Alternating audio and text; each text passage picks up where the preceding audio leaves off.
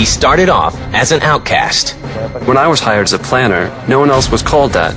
Back then, it wasn't easy for me to fit into a group. People sort of accused and attacked me as being this guy that didn't have any technological skills.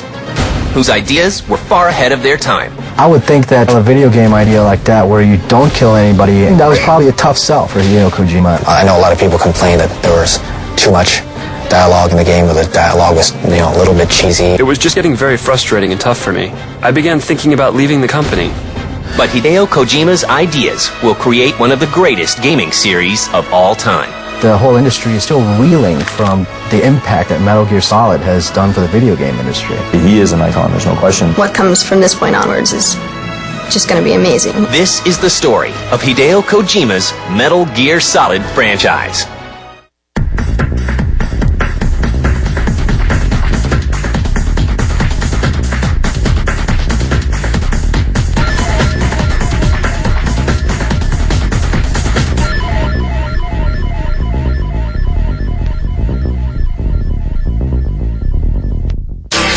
It's the turbulent 60s when a man named Hideo Kojima is born. I was born in Tokyo in 1963 and lived there up until I was 3. And then I moved to Western Japan, and that's where I grew up. He is introduced to the silver screen early in life. When I was a baby boy, I was forced by my parents to watch films even before I knew who I was. So I grew up on movies. While Kojima is studying economics in college, he discovers a new love. I had a lot of free time, and that's when I started playing video games. Namely, games on the Famicom. The game that changed my life, the game of my destiny, was Shigeru Miyamoto's Super Mario Bros. Till then, I pretty much had the notion that film and video games were separate entities. But then, I realized that even in video games, I could do creative things just like they're done in the movies. He has such a great mind for storytelling that I just think that his mind's always going, and he's always taking everything in and analyzing it and thinking of ways he can use that in a story. Kojima decides to pursue a career in the game industry, much to the surprise of his friends. I was part of an economics seminar during my 4th year in college when I told my professor and colleagues that I was going to join the video game industry. They told me, "No way, stop and think twice about what you're doing." I joined Konami in 1986. But the aspiring game designer has some problems fitting in at first. Everyone sort of did everything back then, and when I was hired as a planner, no one else was called that. Back then, it wasn't easy for me to fit into a group. People sort of accused and attacked me as being this guy that didn't have any technological skills. His first project is a near disaster. I was given this particular game plan, and I worked on it for 6 months.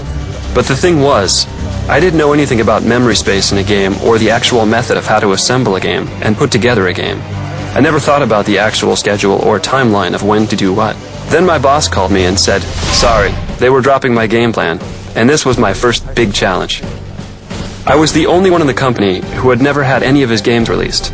And people, instead of saying hi, would come and say, at least complete one game before you die. Kojima is given one more chance. After the game was dropped, the company came to me and told me to create a combat game based on war. If I were to work on a game based on war, I wanted to do something more like The Great Escape, where you actually run away instead of shoot. When I came up with this game plan, my superiors in the company said, this rookie's already failed on one project, and now he's trying to come up with this weird concept where you don't fight, but you run away. I would think that trying to sell a video game idea like that, where you don't kill anybody and you are, in stealth mode the whole time, I think that was probably a tough sell for Hideo Kojima at first. Near the end of the year, it was just getting very frustrating and tough for me. I began thinking about leaving the company, and I talked to one of my superiors. He helped me and gave me some advice, and eventually it all worked out in the end, I guess, with Metal Gear. Kojima comes up with the idea of a stealth action game where players take the role of Solid Snake, a special forces operative who must defeat a walking nuclear tank called Metal Gear. After 2 or 3 months of development, the game started moving. The game system was ready, and you could actually sneak around your character. And if the enemy saw you, you'd get the exclamation point above your head, and they'd start attacking you. When we got to this point, the team members played it and they said, oh my god, this could be a great game. And from then on, development went really smooth. Konami begins to warm up to Kojima's unique new game. But how will the public react?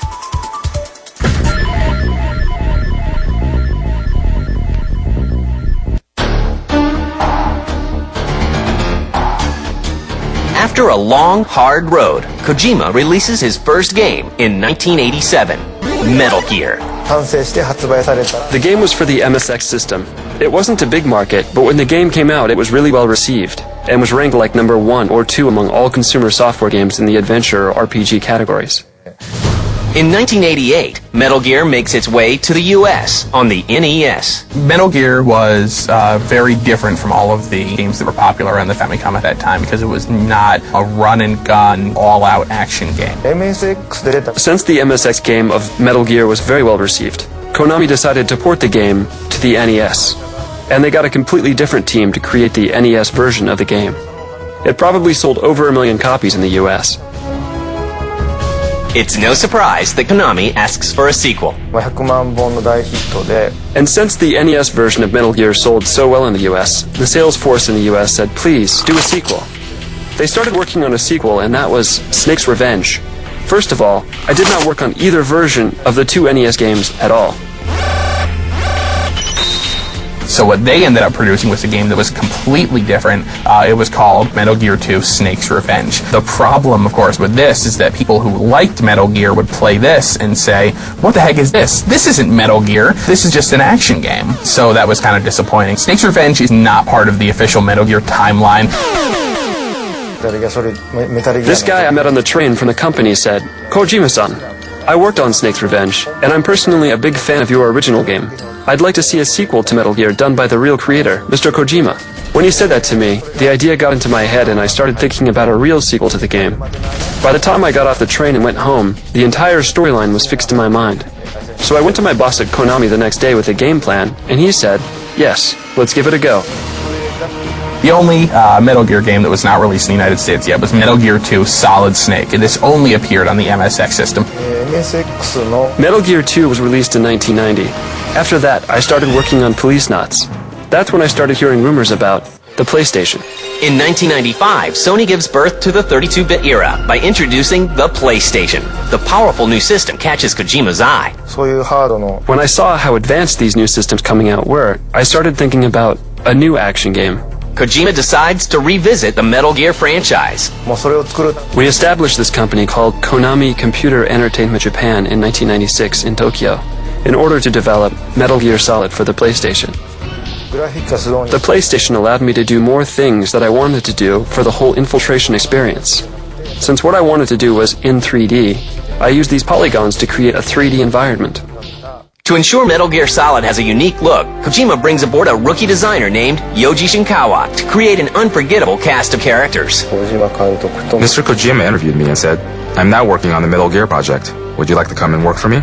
I said, why not? Sure. So Metal Gear Solid happened to be the first game I worked on. ことで When we talk about the Metal Gear series, you also have to talk about Yoji Shinkawa. He really created the atmosphere of the world and the really memorable characters. There's so many characters. Meryl was a really interesting character. It was really neat to see Kojima put that feminine element into the game, and I thought that it was a really great way to tell a love story while you're playing through all this action. This is no time to try and hit on me, Snake. Sniper Wolf was a great character as well. He gives all his characters a heart and a purpose, and you understand why they're doing the things that they're doing. Catch you later, Ansel. And the profound, twisted nature of the characters. They have problems, and some of them have sexual problems. This is the greatest handgun ever made. And some of them are absolutely nuts. I'm losing myself. Solid Snake gets a new look as well. 僕の中 I tried to make Solid Snake as colorless as possible. If he has too many of his own characteristics, then the player won't be able to associate himself or herself to the character. どっちかというとそういう I actually did not think about color at all. I basically just wanted to recreate Solid Snake from the MSX series in my own way. I wanted to digest him, and then spit out this new Solid Snake. Kojima is now ready to update the stealth action gameplay Metal Gear is known for. Little does he know that what he does will revolutionize gaming.